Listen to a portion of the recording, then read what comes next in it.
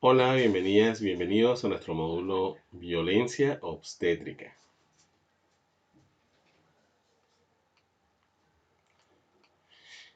Algunas imágenes se han hecho tan comunes, ponemos las comillas nosotros, en cuanto a su difusión y aceptación, que el inconsciente colectivo, ese concepto junguiano, donde está mucha información almacenada de todo lo que hemos vivido como colectivo, como humanidad, pareciera haberlas insertado en esa especie de programa, ¿no? Según el que se rige este inconsciente colectivo. Podemos hablar de una especie, no, de hecho se le llama normalización de la violencia. Fíjense que esta imagen, a algunos, a la mayoría, es posible que les genere disgusto, ¿no? Repulsión. Pero si nos fijamos, por ejemplo, en las redes sociales, cómo se maneja este tipo de imágenes y de información que tiene que ver con el maltrato infantil, vemos como muchísima gente defiende estas posturas, ¿no? Hablan, por ejemplo, de que ellos vivieron, algunas personas dicen que vivieron, y no solamente en las redes sociales, sino yo incluso lo he visto en mi consulta al principio, obviamente. Luego, por supuesto, que las personas profundizan en su propia historia, cambia el paradigma, cambia la percepción. Pero generalmente muchas personas defienden esta postura de maltrato infantil justamente porque se ha normalizado, se ha instaurado tan profundo en nuestra psique individual y en ese inconsciente colectivo que para muchos, a pesar de que les genera repulsión, es como si de cierta manera lo justificaran. Y lo más triste de esto es que muchas veces los profesionales que tienen que ver con la educación, con la salud y con el cuidado de los niños y de la familia defienden este tipo de posturas utilizándolo muchas veces, pero defender el maltrato es defender el maltrato. Escenas que deberían producirnos indignación suelen ser reconocidas por una parte de nosotros como el deber ser. Esto es para un poco comprender por qué esta especie de defensión de algo que, bueno, que no debería ser defendible. Y vamos a indagar un poco en eso, ¿ok?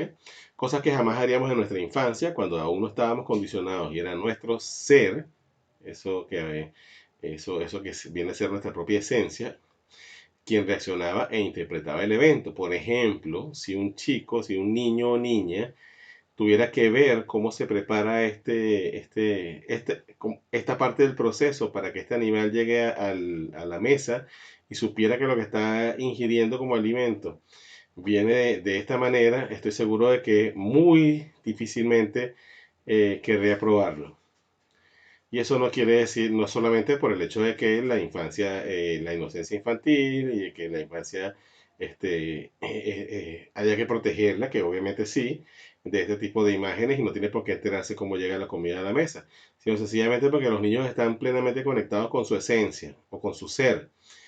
Y por supuesto, cuando estamos conectados con nuestra esencia y nuestro ser, este tipo de escenas ya no pasan desapercibidas. O sea, la manera en que acontece algo, en que el camino por el que nos llega algo, ya empezamos a cuestionarlo. Entonces, esto no es un juicio a las personas, a la industria cárnica o a las personas que ingieren carne y justifican este tipo de acción, sino es justamente para analizar un poco cómo funciona esto de la normalización de la violencia.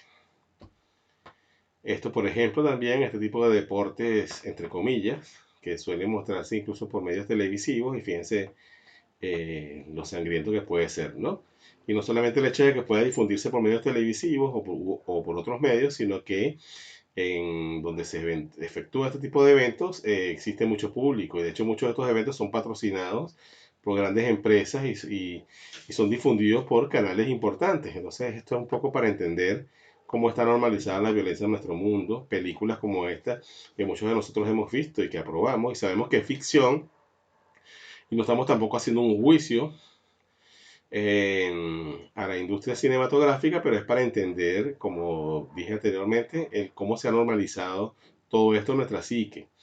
A películas no tan recientes, donde también se normalizaba el maltrato, la violencia de género.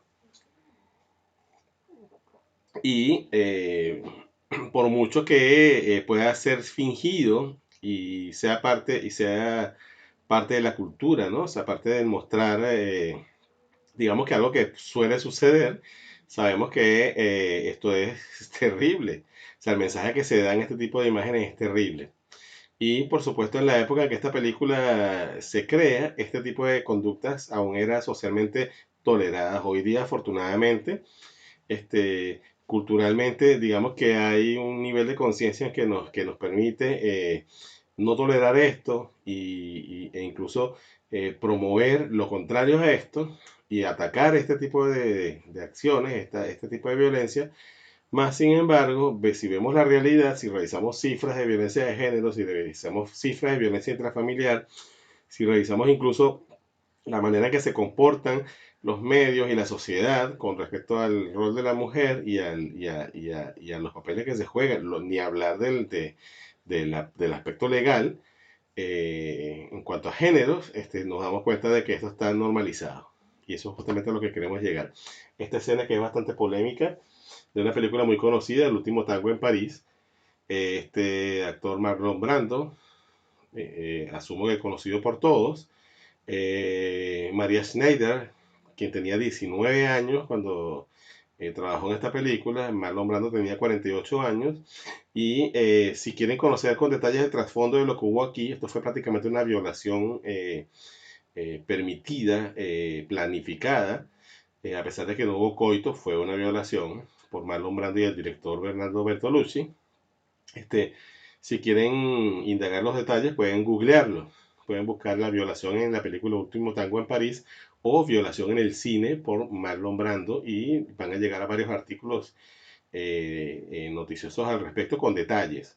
Lo que queremos aquí enfatizar es cómo incluso este nivel de violencia de la violación podía ser parte de una escena de una película. Aquí hubo un engaño a esta, no queremos aquí entrar en detalles para no hacer juicios, para no emitir juicios, pero sí condenar este tipo de normalización y ver por qué estamos empezando a, a desarrollar el tema desde aquí, porque justamente todo esto nos ayuda a entender cómo se ha normalizado la violencia en la obstetricia y por supuesto en todos los ámbitos que tienen que ver con la paternidad y la familia.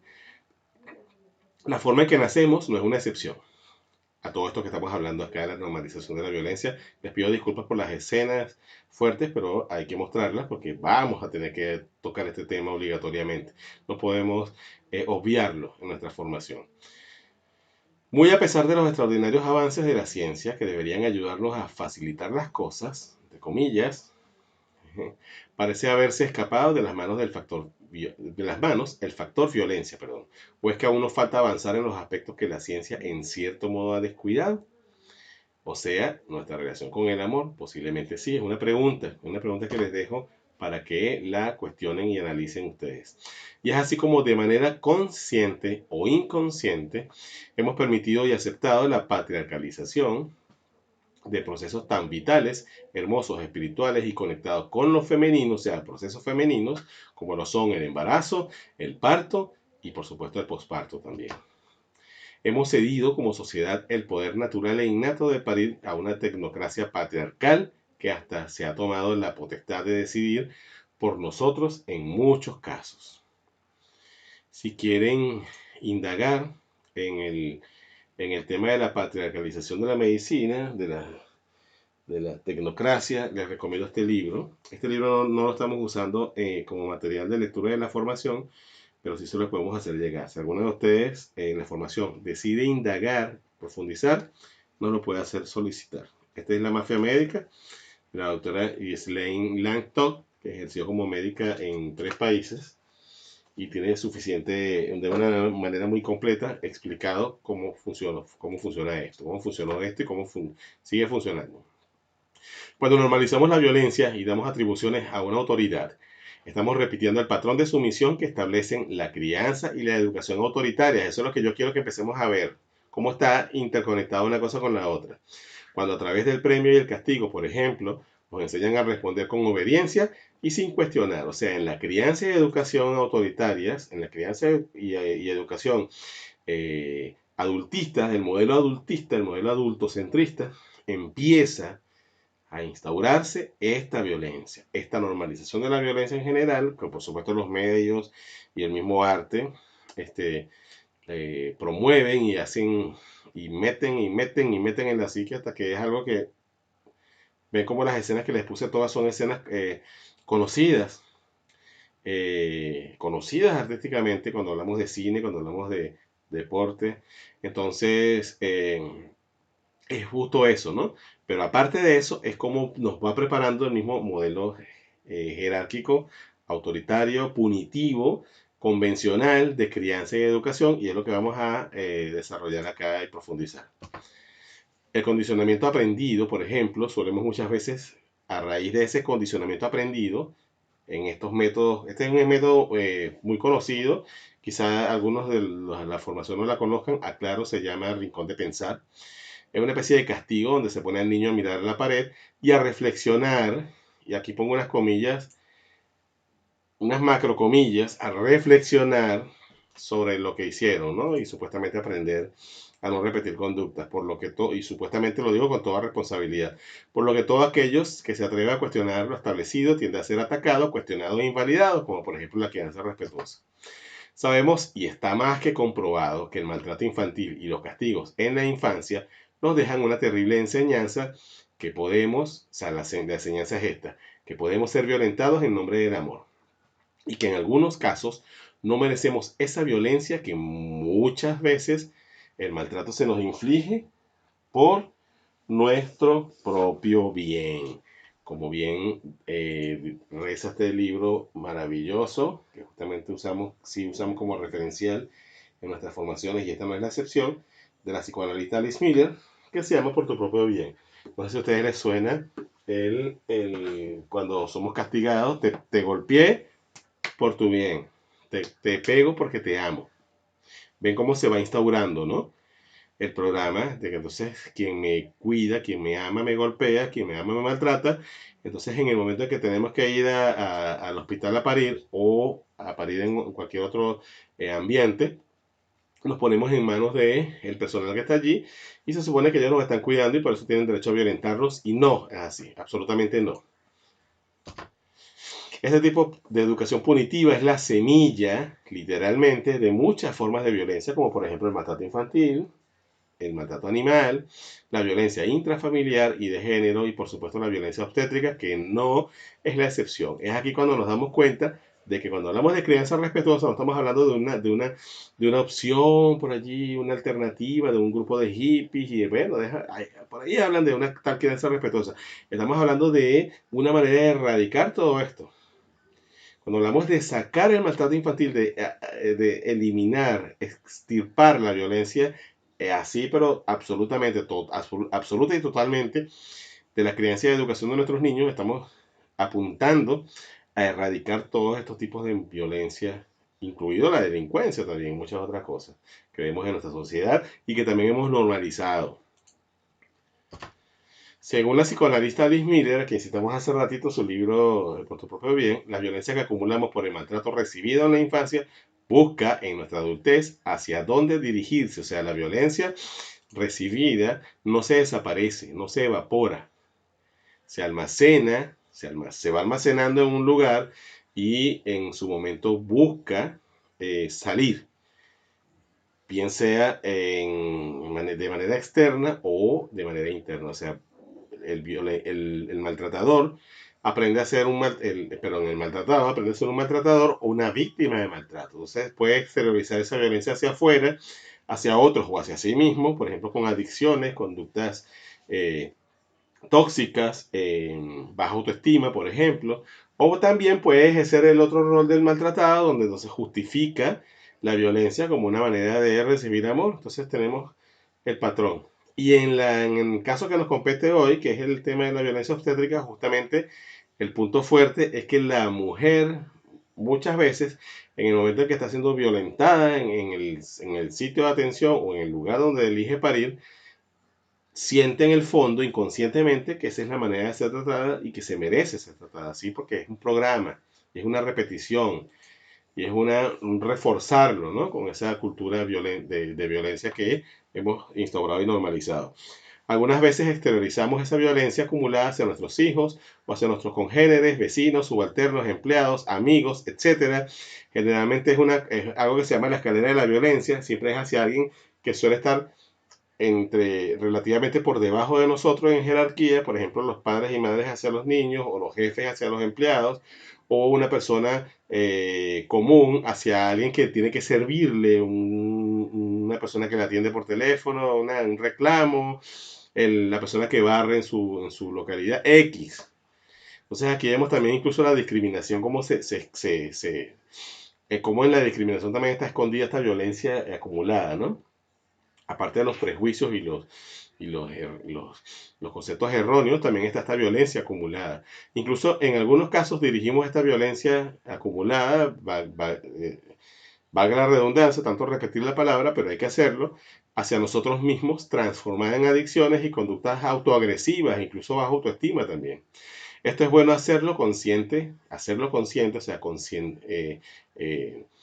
así, llevarlo a la conciencia, a la hora de analizar el por qué tanto personal de salud en todo el mundo suele manifestar una especie de violencia, a veces directa, otras veces sutil y hasta invisible, medio sutilizada, medio escondida, medio invisibilizada con las personas que están bajo su cuidado o que se ponen en sus manos. Y esto es desde el médico hasta la enfermera o enfermero o otro personal del hospital, incluso hasta el portero. O sea, como estas personas cuando llega alguien es como si asumen un rol de estar por encima y entonces tratan despectivamente, violentan directa o indirectamente, y esto es como drenar la violencia acumulada. Por eso es que estamos hablando de la raíz de esto, porque la violencia acumulada en la propia infancia, en la propia educación que tuvieron con personas que en ese momento están por debajo de ellas o están en sus manos. Y vamos a explicar un poco esto de la jerarquía.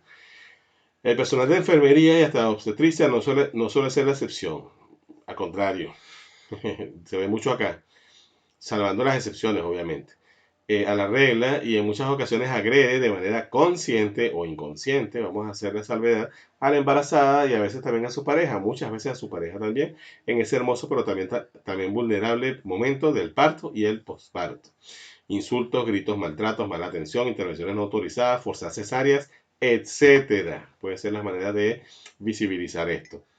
El hecho de que algunas agresiones sean sutiles y hasta invisibles, no les resta importancia ni minimiza el daño que puedan generar en la persona que las está recibiendo. Por ejemplo, en este video, este enfermero está prácticamente diciéndole a la parturienta que se quede calladita y aguante. Por eso es tan importante que nuestras funciones como promotores de nacimiento humanizado, como doulas, como activistas de la humanización, incluso como promotores de crianza respetuosa, como consultores de crianza respetuosa, cualquiera de las formaciones que tenemos en nuestros roles, es indispensable que estemos bien conscientes de todas y cada una de las formas en que se puede manifestar la violencia obstétrica y todo tipo de violencia que rodea a la mujer, a su bebé y a su entorno familiar. Toda mujer tiene derecho a tener un parto respetado y a decidir sobre lo que quiere. Óigase bien, derecho. Decidir sobre lo que quiere y lo que no quiere, a decidir sobre su cuerpo, porque es su cuerpo, no le pertenece al personal de salud, y ni a más nadie, y a estar informada sobre las intervenciones que le sean realizadas. Mínimo estar informada, y es algo que no se hace, porque justamente es como que cállese que usted, ¿quién es el médico? ¿Usted o yo? ¿Quién es el enfermero? ¿Usted o yo? Esas son frases que se escuchan mucho. El abuso y la falta de respeto hacia la mujer en el momento del parto también es considerado una forma de violencia de género, por supuesto que sí, ninguna duda. Cállate y puja es una de las frases que se escuchan mucho en un ambiente hospitalario de atención al parto, específicamente. Esta es una pancarta donde dice la violencia obstétrica es violencia de género, ya no tenemos duda. Por lo tanto, la violencia obstétrica podría ser definida como la ejercida por los profesionales los y las profesionales de la salud sobre las mujeres que acuden a ellos para recibir atención durante los procesos fisiológicos de embarazo, parto y posparto. El embarazo no es una enfermedad, esto hay que resaltarlo, eso tenemos que tenerlo bien claro, sino un proceso natural. Sin embargo, coloca a la mujer en un estado de cierta indefensión y vulnerabilidad física, emocional y psicológica, que muchas veces es aprovechada, sí, por personal de salud que no tiene resueltos sus propios conflictos personales. Recuerden lo que hablamos del origen de la violencia, y que asume la patriarcalización como una especie de estado de poder, literalmente, sobre él o la consultante o paciente. En este caso, la. Esta violencia no siempre es directa y visible. A veces suele disfrazarse de rutinas innecesarias, absolutamente innecesarias, pero parte del protocolo.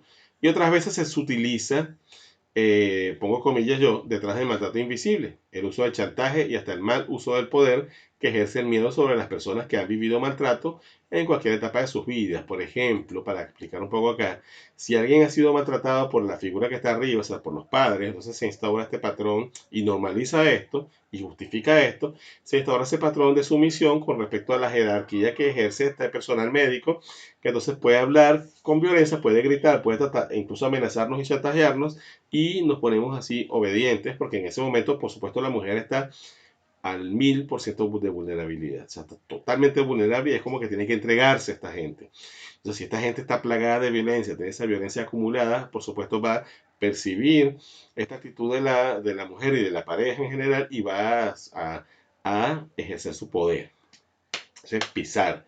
Muchas veces se usa en el ambiente hospitalario el miedo, el chantaje hacia la familia, hacia la pareja, a través de la pareja, por ejemplo, a quien se le dice frases, yo lo he escuchado así con mis propios oídos, bueno, ¿ustedes quieren parir? Bueno, entonces ustedes asumen las consecuencias, yo no me hago responsable. ¡Pum! Entra el miedo. Y esta misma pareja dice, si el médico está diciendo esto, debo informar a mi pareja de que tenemos que hacer caso y son llevados como ovejas al matadero a lo que el médico decida, bien sea una inducción de parto o una cesárea. Pero ya vamos a indagar un poquito de eso. ¿Cómo identificamos la violencia obstétrica? Miren qué imagen tan fuerte. Pero quienes trabajan en el sector salud saben que esto es una imagen muy común, pero muy común. La misma normalización y aceptación de la violencia en la que hemos crecido y que muchas veces tendemos a justificar. Yo hablo incluyéndome justamente porque no quiero sectorizar la cosa, ¿no? Como que hay malos y somos los buenos nosotros. Aquí tenemos que asumir como sociedad nuestra corresponsabilidad en lo que nos toca y por supuesto parte de esa corresponsabilidad es lo que estamos haciendo nosotros, que es replantearnos y proponer y cambiar las cosas. Hace que en algunos casos no podamos percibir la violencia obstétrica, o sea, que se nos pase desapercibida, especialmente cuando estamos desinformados o nos sentimos vulnerables, que por supuesto es algo que pasa en este momento, la vulnerabilidad es parte de ese momento. Promover o aprovecharse de la desinformación es una de las maneras de de identificar la violencia obstétrica. Estos carteles de las casildas son maravillosos, por eso me permití compartirlos en nuestra formación. Estas son frases reales de algunas mamás como experiencias de su propio trabajo, proceso de parto. Fíjense lo que dice Lola. Dice, me introducían cosas en el suero y nunca me dijeron qué eran. O sea, no te permiten la información. No te permiten ni siquiera preguntar, porque te regañan, te llaman la atención si preguntas, te dicen quién es, que ellos saben lo que hacen. El abuso del poder, lo podemos ver en esta lámina también de las Casildas, dice Diana, como su experiencia personal, yo era una cosa, estaba abierta de piernas y todos pasaban gritándome. El lenguaje irrespetuoso o violento, en esta lámina, Eleonora nos comparte que le dijo, me imagino que el ginecólogo, o la ginecóloga o la enfermera, no nos detalla allí, pero alguien de personal de salud le dijo, te gustó hacerlo, ahora bancátela. Es de Argentina, es de las Casildas, es de Argentina. Bancátela, calladita la boca. Eso es una frase muy común de escuchar en esos sitios donde se ejerce la violencia obstétrica. Aquí acotan, agregan, la violencia obstétrica también es violencia de género. No se nos debe olvidar, por eso no importa lo redundante que pueda ser que lo repitamos. Y de hecho en todas las láminas prácticamente está. No respetar el plan de parto si lo hay y además no informar del por qué, o sea, de por qué se pasan el plan de parto por donde ustedes saben. Dice, nos comparte Laura, que le dijeron, perdón, nos comparte Laura sobre su experiencia. Se lo llevaron a neonatología, se refiere a su bebé, sin dejármelo ver. Esta es una de las cosas que más se ve y que se acepta porque se supone que es parte del protocolo. Amenazar o chantajear, lo que les comentaba hace rato, cuando el médico o la médica les dice, bueno, mira, hay que hacer cesárea o hay que hacer inducción porque si no tu bebé, porque ¿qué pasa? Si hay unos factores de riesgo que podrían darse en los momentos, lo estábamos hablando en uno de los módulos anteriores con el tema de la posición horizontal, el sufrimiento fetal que se genera justamente por la presión que se hace sobre la vena cava y la suministración de oxitocina sintética, o sea, pitocin. Entonces el bebé, por supuesto, el latido cardíaco puede ser irregular al escuchar, entonces le dicen, bueno, mira, hay sufrimientos fetal y tenemos que llevarte, porque yo no me hago responsable si no te llevamos inmediatamente a quirófano. Eso es amenazar o chantajear. Es inducir el sufrimiento fetal, inducir una situación totalmente ajena a la verdadera fisiología y fisionomía del parto. No está en la posición vertical, no está la mujer en movimiento, sino está acostada con la oxitocina sintética suministrada de manera intravenosa, con un ambiente totalmente antagónico a la generación de oxitocina, por lo tanto, con una dilatación irregular, con un proceso de parto, digamos que interrumpido, porque la hormona predominante puede ser la adrenalina por todo lo que está pasando alrededor, y entonces hacen la amenaza y la acotación de que si no se va a quirófano o se hace lo que el personal dice, no se hacen responsables. Eso es chantaje. Minimizar, ridiculizar o depreciar las decisiones de la pareja pasa mucho con el plan de parto, dice este papá también una campaña contra la violencia obstétrica y contra esta invalidación de las decisiones de las parejas. Me hubiese gustado haber apoyado a mi pareja en preparto esas 14 horas. No se le dejó estar presente. Se dice basta de violencia gineco-obstétrica. Y movilizar a la parturienta a esta posición de cúbito supino que ya hemos hablado, que no es la posición natural, que antropológicamente no es la posición natural, que incluso buscando en el arte vemos que no es la posición natural para parir y sin embargo allí se instaura como parte del protocolo y por supuesto entonces a raíz de esto termina generando una situación que donde ellos mismos muchas veces, y aquí no lo quiero decir como una condena, pero lo he visto suceder, terminan tomando las decisiones contrarias a lo que había en el plan de parto, por ejemplo, como ir a quirófano. Episiotomía como rutina, ni hablar de esta agresión, de lo terrible que es esta agresión y que está en el protocolo, que se supone que debería ayudar y realmente es algo lacerante, es algo bastante agresivo. De hecho, la recuperación de la episiotomía, bueno, si alguno de ustedes lo ha vivido, que nos cuente su experiencia, por favor, porque es tremenda, es terrible también. Y es algo realmente innecesario. Si la mujer estuviera en la posición en que debe estar, si el parto se hiciera de manera vertical, con un ambiente cálido, íntimo, donde la oxitocina sea la protagonista, con la pareja allí, o alguien que esté empático, la dula también, que esté allí con la parturienta, con la mujer en trabajo de parto, ayudándola a estar bien, a moverse, a hacer todas las cosas que pueden ayudar que la oxitocina haga su trabajo. Esto no es necesario. Y el desgarramiento de un trabajo de parto donde se ha hecho, donde hay posición vertical y movimiento y flexibilidad y conexión de la mamá con el bebé y con su propia sabiduría interna, los desgarres suelen ser mínimos cuando los hay. Cuando los hay suelen ser mínimos. Entonces, el tema de la episiotomía, verdad que a pesar de que pueda tener cualquier tipo de defensa de parte del personal de salud, es algo absurdo que esté en el protocolo como algo obligatorio hacer, ni hablar de la ruptura de membranas como rutina, cómo se hace la ruptura de membranas con unas razones, pues, la única medio coherente de las que se alega es revisar el líquido amniótico, pero es que esto en realidad no es necesario cuando un trabajo de parto se está haciendo, como dije hace rato, en el ambiente idóneo. La maniobra de Cristeller, bueno, ni hablar, como rutina, con violencia y o sin permiso, generalmente se hace sin consultar, sin permiso, es algo que violenta no solamente a la madre y que puede hacer un daño físico, sino al bebé. Fíjense cómo se monta este doctor a empujar allí. Esto se hace mucho en los hospitales públicos y también en los privados. Y es una manera como de acelerar las cosas. Fíjense, pero fíjense lo absurdo, ¿no? A esta mujer la tienen en posición de cúbito supino, la tienen allí en posición horizontal, pariendo contra natura, contra la verdad, lo que se sabe que es la verdadera fisiología y fisionomía del parto, y aparte empujan al bebé a través del cristal. Esta es violencia en pleno, esto es violencia en pleno, y esto sí lo digo con toda responsabilidad. Las cesáreas innecesarias, ni hablar de este punto.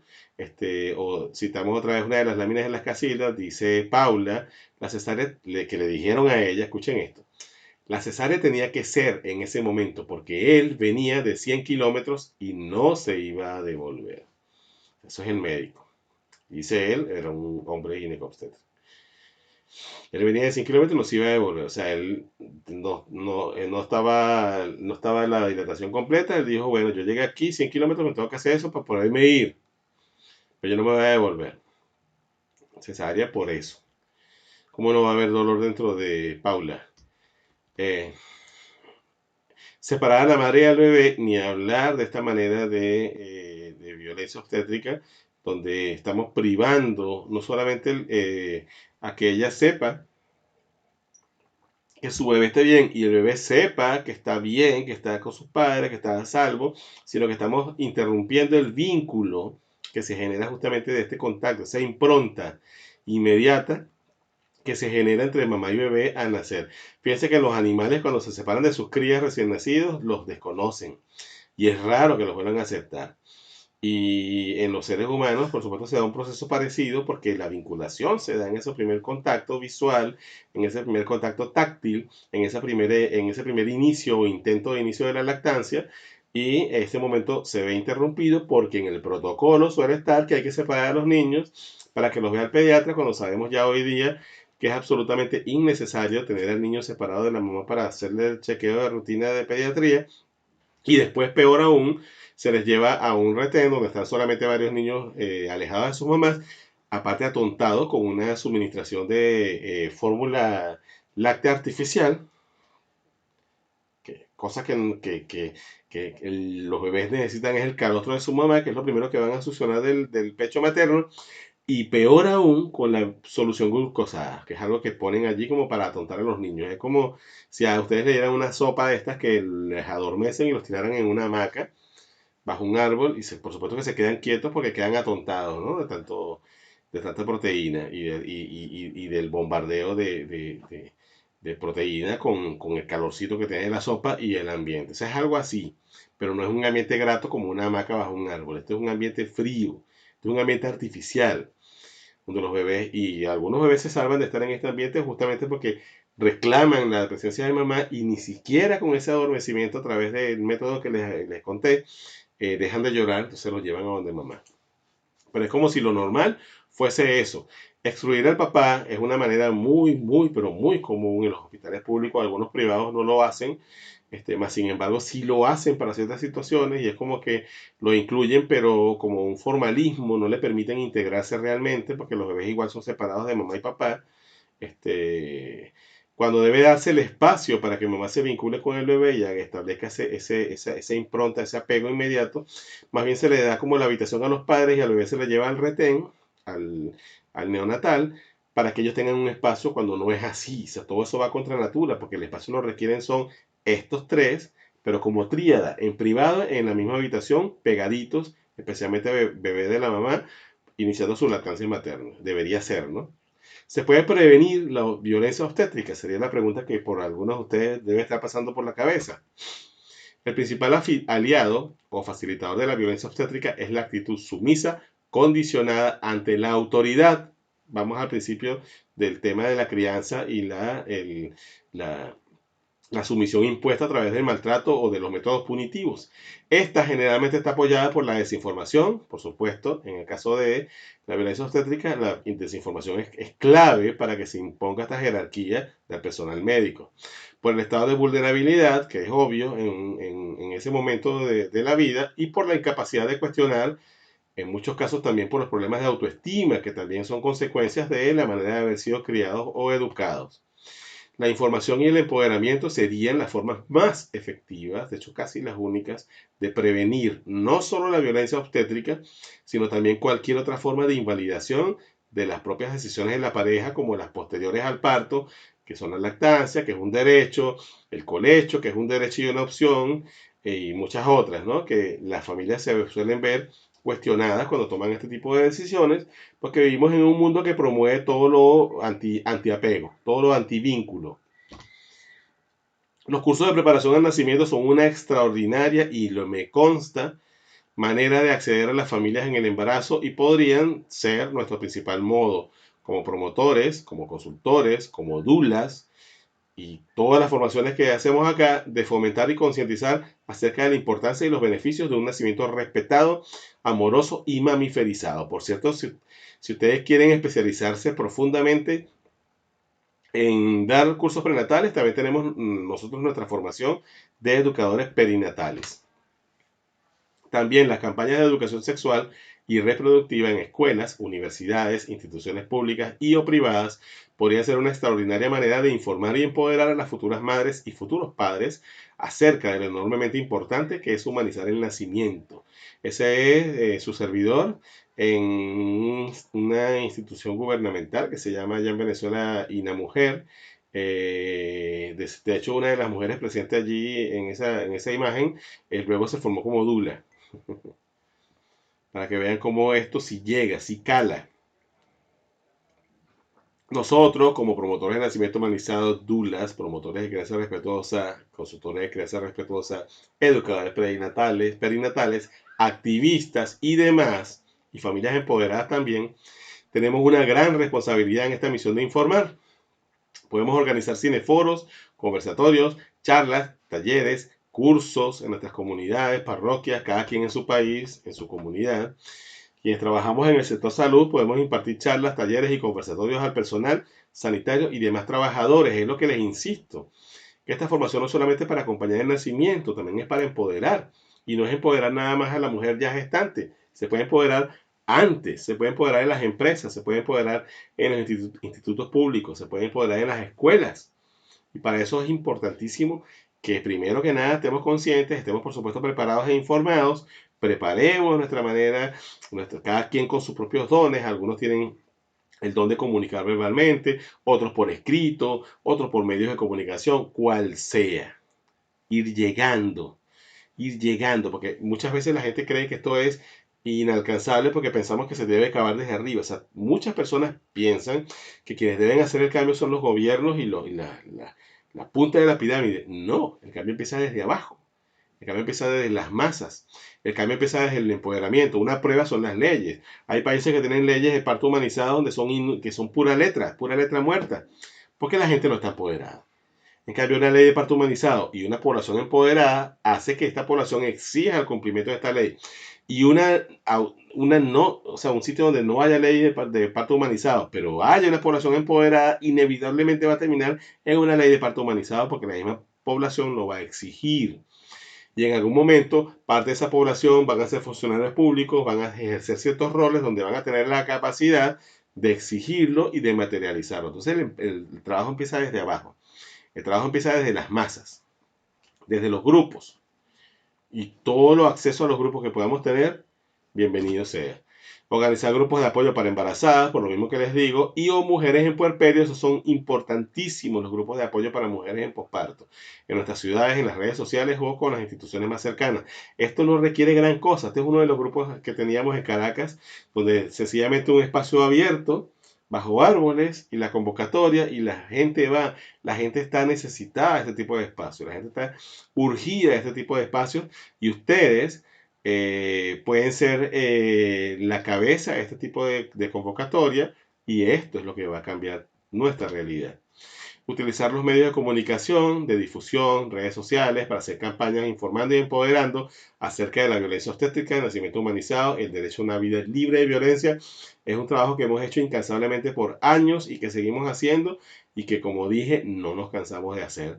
Y cada vez creemos más en que se puede hacer y ustedes son parte de eso. Entonces, en esta formación, como les dije, a ustedes los pone en la responsabilidad o en la elección de ser parte o no, de poder tomar esa decisión. Yo espero que sí. Digamos no al maltrato infantil. Ya creo que a estas alturas estamos claros de que el maltrato infantil es la raíz de todo esto. Entonces no basta con hablar de violencia obstétrica, con atacar al gremio médico, porque eso no es lo que va a solucionar nada. Atacar, tirar piedras, eso no va a solucionar nada. Lamentablemente, atacar violencia con violencia es, como dice hay un viejo adagio que dice, combatir fuego con fuego. No va a llegar a nada. Pero ir a la raíz sí va a lograr mucho.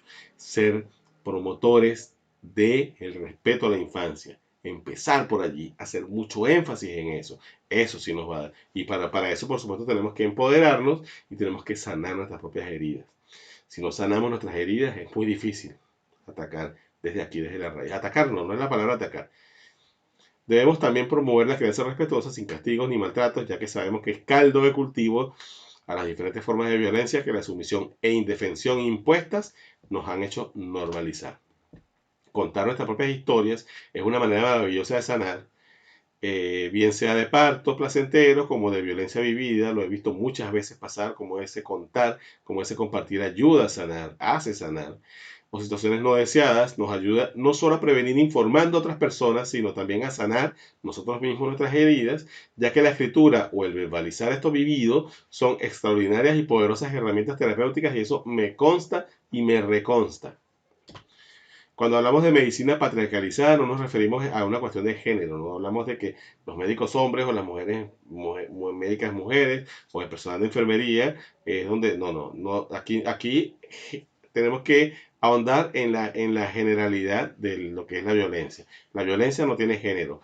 El maltrato y la violencia puede venir tanto de hombres como de mujeres. Obviamente, cuando hablamos de minimización de roles, opresión, explotación, machismos y violencia de género, y especialmente cuando revisamos cifras, podemos fácilmente concluir que las mujeres, los niños y niñas tienen los números en su contra.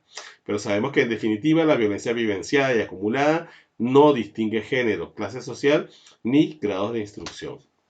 Algunas embarazadas y parturientas se sienten más cómodas y seguras con el personal de un determinado género.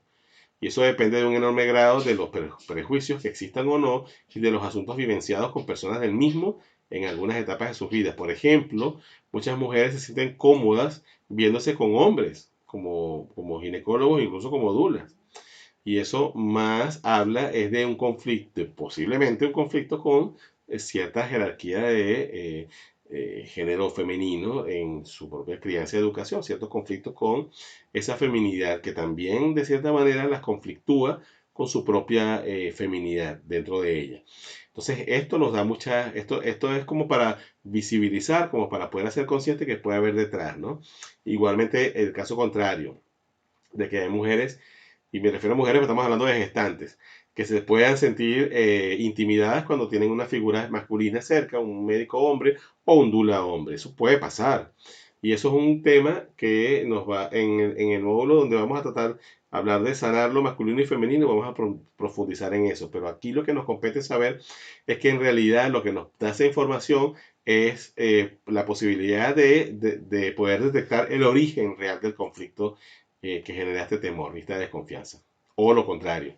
Por eso es también tan importante la preparación al nacimiento del aspecto terapéutico. Cuando las heridas emocionales son revisadas y sanadas, mayor es la probabilidad de seleccionar con el mejor criterio a las personas que deseamos nos acompañen en tan sagrado momento y las condiciones que deseamos a nuestro alrededor. Algunos de nosotros podemos orientar a las parejas que nos lo soliciten para que hagan conscientes sus propios procesos y puedan solicitar la ayuda adecuada de ser necesario, tanto en la preparación al nacimiento como en el posparto. En el posparto es muy importante el acompañamiento sincero, el abrazo, la escucha desinteresada sin juicios, donde las mamás puedan, y también los papás, porque también les toca, puedan desahogarse y sentirse a salvo, sentirse contenidas. El embarazo, el parto, el puerperio, la lactancia materna y la vida en pareja después del parto son oportunidades invaluables para reconocernos como individuos y como parejas y para revisarnos desde lo más profundo todo aquello que no hayamos resuelto y que esté pidiendo a gritos sanar. Las parejas informadas y que se han empoderado no estarán inmunes a los problemas pero tendrán, más claro lo que sea que les acontece a nivel humano, psicológico y hasta espiritual. O sea, la información hace que podamos ser más conscientes de eso que tenemos dentro sin resolver. Además, es más probable que cuenten con herramientas para apoyarse, con grupos de apoyo, y que sepan aprovechar al máximo la compañía de ese pequeño maestro o maestra que les guiará en esta nueva etapa, que por supuesto son sus bebés. Es fundamental tener claro que mientras nos neguemos a modificar desde nuestra propia vivencia los patrones de violencia a los que lamentablemente nos han acostumbrado a tolerar y a aceptar, más difícil será mejorar o superar cualquier aspecto negativo de nuestra vida. Por eso la negación, por supuesto que es parte clave de cualquier proceso de sanación, del inicio del proceso de sanación, pero abrirnos y darnos el permiso a sanar siempre va a ser el primer verdadero paso que nos va a llevar hacia ese proceso sanador que requerimos. Hay que tener cuidado con este concepto de la cesárea natural o humanizada. Yo no tengo nada en contra de este tipo de procedimientos. Nosotros como institución no tenemos nada en contra, pero tampoco estamos de acuerdo con la promoción que podría hacerse de esto, ¿no? ¿Cómo se podría vender esta alternativa que también ahorra acompañar a la mujer en un trabajo de parto y ahorra muchas cosas, entre ellas tiempo, como una manera natural de nacer? Aquí estamos privando a los bebés de pasar por el canal vaginal, y si eso no es lo que y muchas veces la pareja no elige esto, sino que la convencen, donde se suele hacer este tipo de intervención, las convencen de que es una manera hermosa y pueden incluso poner música celestial y qué sé yo, qué cosa poner para hermosearlo, pero de verdad que aquí eh, se puede normalizar el engaño. Y lo mismo que se ha hecho a través de la cesárea innecesaria y violenta, se podría hacer de una manera un poco distinta, pero igual engaño es engaño. Los bebés requieren pasar por el canal vaginal. Por supuesto hay excepciones y la cesárea podría salvar una vida, pero vender cesáreas irresponsablemente como humanizadas, como cesárea natural, ahí por eso le puse las comillas, de verdad que hay que tener mucho cuidado con esto. Yo lo que porque siempre he hecho énfasis en que nosotros como dulas no debemos juzgar las decisiones de la pareja, pero sí debemos estar muy alertas de no caer en esto. Yo eso sí lo digo con toda responsabilidad. Tenemos que estar muy alertas, porque estas cosas son engaños y a nosotros como activistas nos pueden seducir esta idea de que, bueno, que la cesárea se puede hacer de una manera bella, hermosa, y resulta que terminemos de normalizar algo que ya sabemos que puede tener secuelas, ¿ok? Entonces, por supuesto, hay parejas que deciden tener su cesárea. La cesárea no solamente es algo que te obligan a hacer o que pues, sí, hay que reconocer que puede salvar una vida en su momento, pero a muchas parejas esto le pasa como que los llevan a esto de manera con cierta manipulación. Con eso es con lo que yo hago el llamado de que tengamos mucha precaución. Dejamos y finalizamos con esta reflexión del doctor Michel Odent. Ya se habrán dado cuenta que es una figura indispensable a modo de referencia en nuestras formaciones, especialmente en nuestra formación de dulas. Dice así: cuando el proceso del nacimiento se vea como un periodo de suma importancia en el desarrollo de la capacidad de amar, ocurrirá la revolución en nuestra visión de la violencia. Reflexionen eso. Nos vemos en el siguiente módulo.